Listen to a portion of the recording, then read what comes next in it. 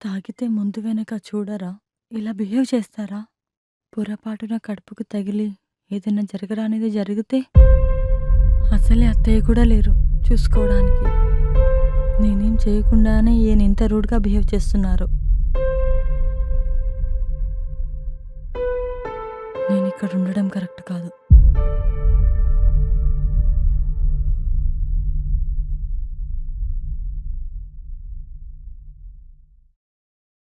ఒక్క నిమిషం.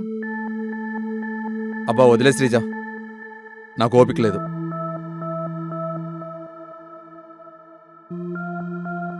నేను ఇంట్లో నుంచి వెళ్ళిపోదాం అనుకుంటున్నాను. హా? నేను ఇక్కడ ఉండలేనండి. ఏంటి ఇప్పుడు సీన్ క్రియేట్ చేద్దాం చూస్తున్నావా? సీన్ క్రియేట్ చేస్తే నాకేమొస్తుందండి? నాకు ఇక్కడ సేఫ్ అనిపించట్లేదు. సేఫా?